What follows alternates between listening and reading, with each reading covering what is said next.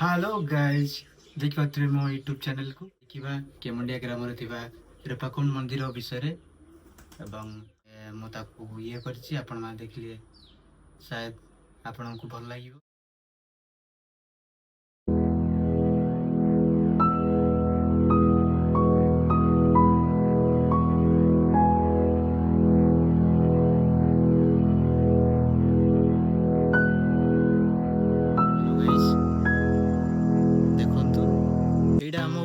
केमुंडिया रे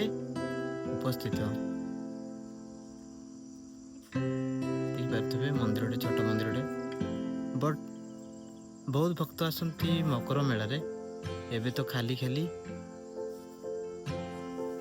देखिए आप मो गाँव सांग ये जो आशा सहित बेस बुले आम आज फास्ट यहाँ मोर मंदिर पछटा ये आगे फास्ट ये फास्ट यहाँ थिला पूजा करथिले एठी ठाकुर को आम महादेव शिव शंभु ये फास्ट पूजा करथिले मंदिरटा एबे फास्ट नथिला फास्ट एटा थिला एबे मंदिर ए मंदिरटा एबे हिची एटा देखो एबे हिची हेलाने एडी परिवेश एमिति देखि पारथिबे आ मंदिरर चतुर्पार्श्व पूरा जंगल परिपूर्ण आपन को आसले शांति लगे एमती किसी ना कि माने कहले कि इच्छा भी पूरण हो जाए लोक माने कहती गचरे भी परिपूर्ण यही मंदिरटी औषधीय गछ जानते ये औषधीय गछ सब अच्छी ये रास्ताटी नदी को जाइए आम ये मंदिर साइड रे गोटे नदी अच्छी ता ना हूँ बैतरणी नदी से बैतरणी को ये रास्ता जाइए गाधेवाई पाहाच भी अच्छी ओह्लैवाई पाहाच अच्छी ये आराम रे गाधि पारे देखा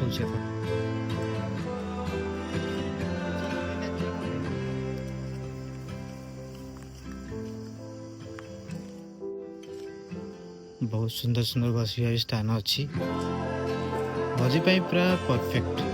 मैंने आपड़ भी आसिले चाहिए भोजी करें आसिक ये जगह देखो बहुत सुंदर अच्छी व्यू भी भल आसे ये बसिक देखिपारे नदी को मंदिर विषय लोक मान कि जाना गाँव भद्रव्यक्ति ठारू कि पचारिबा केमिति मंदिर स्थापन होइतिला और क्यों क्यों परिस्थिति को सामना करने को पड़ता। रूपाकुंडा आमर आगु एटा देवस्थान जगहटा देवस्थान जगार जड़े भक्त तार आसिकी गोटे दुदरा गछ मूले सी पड़ा जदि सी तार माप कर शिवलिंगटा न बाहर पूर्व टेम्पे सात आंगुड़ी गचरू मापिकी खड़ ये गोटे शिवलिंग बाहर बोली सी कहला किंतु सेटा उपरटाक घास रे परिणत थिला टेम्पे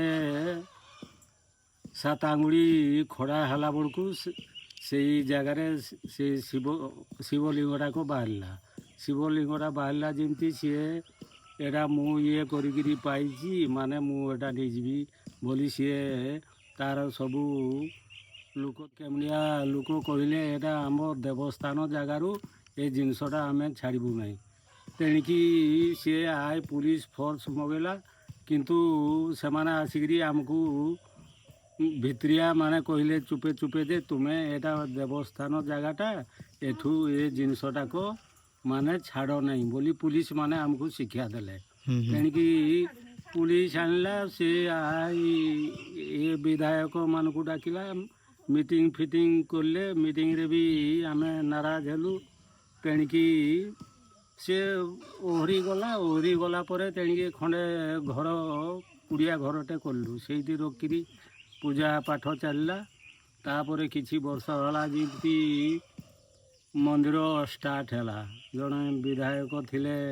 आमर पाटना निर्वाचन गौरहरि नायक सी किछि साहाय्य कले जा हो फाउंडेशनटाक पड़गला ତାପରେ ଆମ ଗାଁ ଲୋକ ଗାଁରୁ ଏମିତି ଚାନ୍ଦା କଲେକ୍ସନ୍ କରିକିରି ଆସ୍ତେ ଆସ୍ତେ ମନ୍ଦିରଟା କାମ କରିକିରି ନା ମନ୍ଦିରଟା ଯାହା ହଉ ହେଇଯାଇଛି। ଆଉ ମନ୍ଦିର